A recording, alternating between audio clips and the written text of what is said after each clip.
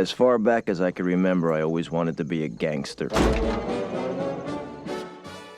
Before The Sopranos or Casino, there was Goodfellas, Martin Scorsese's electrifying descent into the world of organized crime. Released in 1990, this film shattered every rule about gangster movies. It wasn't about power or glory, it was about addiction, paranoia, and the unraveling of loyalty. Based on the true story of Henry Hill, Goodfellas became one of the most influential films ever made, redefining the genre through its use of music, realism, and fourth-wall-breaking narration. It cost roughly $25 million to make and earned $47 million worldwide, later becoming a cultural touchstone with a 96% Rotten Tomatoes score and an Oscar win for Joe Pesci's volcanic performance as Tommy DeVito. This curated list compiles strange, surprising, and lesser-known facts about Goodfellas, weaving together behind-the-scenes stories, real-life connections, and filmmaking secrets from Scorsese's brutal, beautiful vision of mob life. Fact 1. The real Henry Hill was Irish-American, not Italian. While Ray Liotta plays Henry Hill as a streetwise Italian kid, the real Hill's background made him an outsider in the mafia world. His father was Irish and his mother was Sicilian, which meant he could never become a made man, since full Italian descent was required. This half-and-half identity became crucial to Hill's story. He could work for the mafia, but he could never truly belong. Hill later said that being an associate let him see everything, but never sit at the table. Fact 2. The real Tommy DeVito was 6'2" and built like a boxer. Joe Pesci's Tommy DeVito might be small and explosive, but the real-life inspiration, Thomas Two-Gun Tommy DeSimone, was the opposite: tall, muscular, and terrifying. At 6'2" and 225 pounds, DeSimone was a physically imposing enforcer who still had the same violent temper Pesci immortalized on screen. Scorsese deliberately flipped the casting to make the character more unpredictable, proof that the smallest man in the room can still be the most dangerous. Fact 3. Tommy DeVito's name came from a Four Seasons guitarist. Joe Pesci's character shares his name with the real Tommy DeVito, a guitarist for the legendary band The Four Seasons, and that's no coincidence. Pesci and the musician were longtime friends, and Pesci even introduced the Four Seasons to their future producer in the 1950s. Scorsese and writer Nicholas Pileggi borrowed the name as a wink to Pesci's real-life connection, blurring the line between pop culture and mob history. Fact 4. Henry Hill and Tommy weren't childhood friends. The film makes it seem like Henry and Tommy grew up together on the same Brooklyn block, but in real life, they met years later. When Hill first crossed paths with Thomas DeSimone, Henry was already a seasoned associate in Jimmy Burke's crew, and Tommy was a teenage hothead trying to prove himself. Scorsese condensed their timeline for emotional impact, giving the film its sense of lifelong brotherhood, even if it wasn't literally true. Fact 5. Jimmy Conway was Irish too. Robert De Niro's character, Jimmy Conway, was based on real gangster Jimmy the Gent Burke. And like Hill, Burke was Irish-American, not Italian. That meant he also couldn't be made, but his charm and brutality earned him respect within the Lucchese crime family anyway.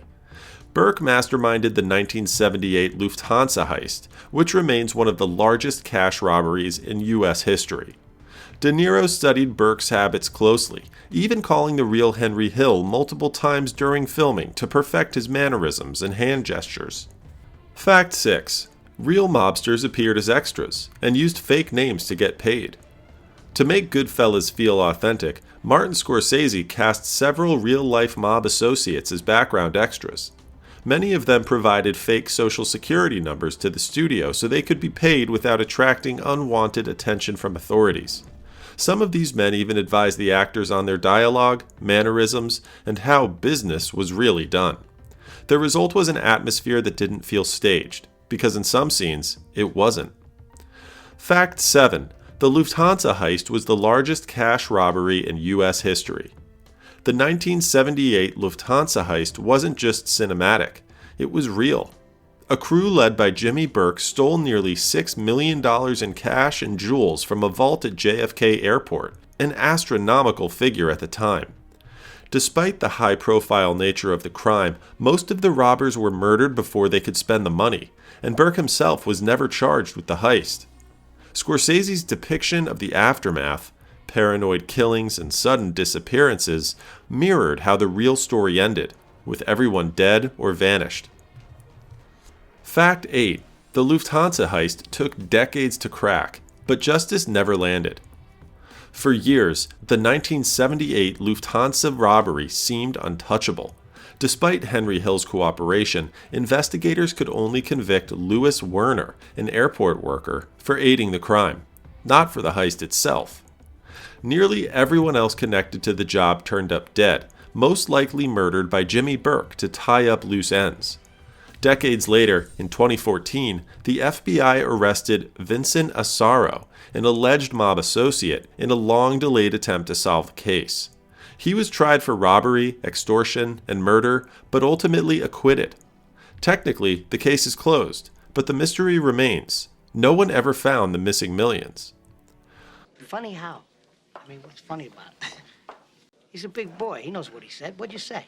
You're right. Funny how? Fact 9. The funny how scene was almost entirely improvised. One of the film's most chilling moments, when Tommy DeVito turns a casual joke into a threat, was mostly improvised by Joe Pesci and Ray Liotta. Pesci told Scorsese about a real incident when he'd once called a mobster funny and nearly got killed for it. Scorsese built the scene around that story and told the other actors not to rehearse it so their reactions would be genuine.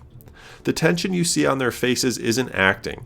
It's confusion and fear as Pesci goes off script in real time. I like this one. One dog goes one way and the other dog goes the other way. Fact 10. The dinner scene with Tommy's mother was also unscripted. The late-night dinner scene at Tommy's mother's house, complete with pasta, small talk, and a bloodied car trunk, was almost entirely improvised. The woman playing Tommy's mother was Catherine Scorsese, Martin's real mother, and she cooked the food herself. The famous painting of two dogs by the boat was real too, borrowed from co-writer Nicholas Pileggi's own mother. The warmth and humor of the scene contrasts so sharply with the violence outside that it became one of the film's most unforgettable moments. Now go home and get your shine box.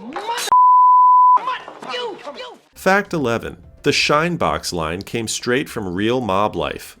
The infamous line, "Go home and get your shine box," wasn't just sharp writing. It came straight from the streets. The scene was based on the real-life feud between Tommy DeSimone and William "Billy Bats" Bentvetta, both Lucchese crime family associates. According to Henry Hill, the insult was true to life. Bentvetta teased DeSimone about once being a shoeshine boy, a remark that stung his pride and sparked a deadly grudge. The real murder didn't happen on the spot, but the taunt led DeSimone to kill Bentvetta weeks later. Scorsese and writer Nicholas Pileggi kept the line word for word from Wise Guy, knowing it captured the fragile mix of ego and violence that ruled mob culture. Fact 12. Paul Sorvino nearly quit right before filming began. Paul Sorvino, who played the quiet but terrifying Paulie Cicero, almost walked away from the film. He told Scorsese he didn't feel he had the right look or presence for a mob boss. Then, one day, Sorvino caught his own reflection in a mirror and saw the cold, unreadable stare that defined Paulie. He called Scorsese immediately and said, "I found him." That moment of self-realization led to one of the most restrained yet commanding performances in gangster movie history. Fact 13. Ray Liotta's grief fueled his performance. While filming Goodfellas, Ray Liotta's mother passed away, and he chose to continue working through the production. He later said that the rage, sadness, and confusion he felt during that time helped him tap into Henry Hill's unraveling mental state in the film's later scenes. You can see it most clearly in the cocaine-fueled paranoia of the final act. Liotta's performance is raw, restless, and heartbreakingly real. Fact 14. Robert De Niro studied the real Jimmy Burke's every move. Robert De Niro was famously obsessive about authenticity, and his portrayal of Jimmy Conway, based on Jimmy Burke, was no exception. De Niro called Henry Hill repeatedly during production, asking about the smallest details. How Burke held a cigarette, how often he tipped waiters, even how he stirred his drink. De Niro would also quietly pocket real money on set to hand out as tips, mimicking Burke's generosity and control. Hill later said watching De Niro play Jimmy was like seeing a ghost. Fact 15. Ray Liotta prepared by listening to FBI surveillance tapes. To capture Henry Hill's voice and rhythm, Liotta listened to hours of FBI wiretaps of Hill during the witness protection years. Those tapes revealed Hill's speech patterns, part Brooklyn swagger, part nervous energy, and helped Liotta shape a performance that felt authentic yet cinematic. Co-writer Nicholas Pileggi, who wrote Wise Guy, gave Liotta direct access to the recordings and encouraged him to focus not on the words but on how a man talks when he knows everyone's listening. By the midpoint of production, Goodfellas was more than a gangster film. It was a family affair. Scorsese poured his life, friends, and even his parents into every frame. Fact 16. The film's title was changed from Wise Guy. The movie was originally going to share the title of Nicholas Pileggi's book, Wise Guy, but because a TV series with that name already existed, the title was changed to Goodfellas. Scorsese liked it better anyway. He felt it captured the camaraderie, the slang, and the easy swagger of men who lived by their own rules. Fact 17. Scorsese's parents both appeared in the film. Family came first, even in a story about crime. Scorsese cast his real mother, Catherine Scorsese, as Tommy's loving mom, and his father, Charles Scorsese, as the prison cook slicing garlic and adding onions to the sauce.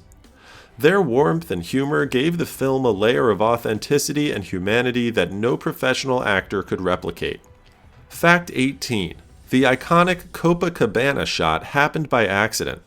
The legendary tracking shot of Henry and Karen entering the Copacabana nightclub was born out of necessity. Scorsese and cinematographer Michael Ballhaus couldn't get permission to film through the club's front door, so they improvised, following the couple through the kitchen and service corridors instead. The result was a seamless 3-minute unbroken shot that became one of cinema's most famous sequences. It does more than dazzle technically. It shows Henry's power and Karen's seduction into his world. As they glide through the back, skipping the line and being treated like royalty, the camera tells us everything about who Henry Hill has become, without a single word of dialogue. Fact 19. The music was timed to the camera movements. Scorsese used music not just as a soundtrack, but as structure. Every song matched the film's exact era, and he often played the music on set so the camera could move to its rhythm. From Rags to Riches in the opening to Layla during the bloody aftermath montage, each track was chosen to contrast glamour with decay, beauty with brutality. Fact 20. Scorsese wanted the violence to feel cold, not cool. Unlike earlier gangster films, Scorsese didn't glamorize violence. He wanted it to feel abrupt, ugly, and unsettling, the opposite of cinematic.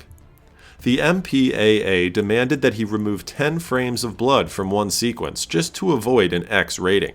Scorsese said he wanted the audience to feel complicit, not entertained, a key reason Goodfellas still hits like a gut punch decades later. By the final cut, Goodfellas had become something bigger than Scorsese ever imagined, part true crime, part art film, and a blueprint for every gangster movie that came after. Fact 21. A real FBI agent played himself. In the witness protection scene near the end, the agent explaining Henry Hill's new identity isn't an actor. He's Edward McDonald, the real federal prosecutor from the case. Scorsese asked him to play himself, and McDonald improvised the entire dialogue. His casual, half-amused tone adds a layer of realism that no actor could fake. Fact 22. The final shot is an homage to a 1903 Western. The movie ends with Joe Pesci firing a gun straight into the camera, a nod to the final frame of The Great Train Robbery, 1903. Scorsese loved the idea of ending his modern crime story with a tribute to one of cinema's first outlaws, a visual echo linking the birth of movies to the underworld it so often depicts. Fact 23. Test audiences were overwhelmed by the ending. When Goodfellas first screened for test audiences, some viewers walked out during the chaotic, cocaine-fueled final sequence. Scorsese expected it. He wanted the ending to feel manic and anxious, matching Henry's drug-fueled paranoia. Rather than calm viewers down, he wanted them to feel what Henry felt: total sensory overload. Fact 24. The word is used 300 times. Goodfellas is famous for its dialogue, and it doesn't hold back. The F word, in all its forms, is used 300 times, making it one of the most profanity-filled films in history at the time. Nearly half of those lines come from Joe Pesci, much of it improvised, giving the film a raw rhythm that felt more like real conversation than scripted drama. Fact 25. Henry Hill was kicked out of witness protection and became a celebrity. After testifying against the mob in 1980, Henry Hill entered the witness protection program with his wife and kids, helping the FBI convict more than 50 mobsters. But Hill couldn't leave his old life behind. He drank, bragged about his past, and was arrested repeatedly for drug charges, blowing his cover so often that federal agents finally expelled him from the program in 1987. Ironically, the man who spent years hiding later became a public figure. After Goodfellas made him famous, Hill appeared on talk shows, sold Wise Guy pasta sauce, and even published cookbooks. Against all odds, he lived out his days in Los Angeles, not in fear, but in infamy, dying of heart failure in 2012. Bonus fact: Lorraine Bracco didn't watch Goodfellas for 25 years. Despite her Oscar nomination for playing Karen Hill, Lorraine Bracco didn't watch the film again until its 25th anniversary. She said revisiting it felt strange, both brutal and beautiful, and admitted she found it funnier than I remembered. After decades, Goodfellas still held its hypnotic power, proving that Scorsese's story about crime and chaos had become timeless. When Goodfellas premiered, it wasn't just another gangster movie. It was the moment realism, chaos, and music collided. Every tracking shot, every scream, every song told the story of people who wanted everything and lost it all. Scorsese turned crime into art, and in doing so, made one of the most influential films ever created. Decades later, we're still chasing its rhythm: fast, funny, violent, and unforgettable. This is Strange Flick Facts, where we uncover the bizarre truths behind your favorite films. Don't forget to like, subscribe, and join us again for more strange stories from the world's most unforgettable classics.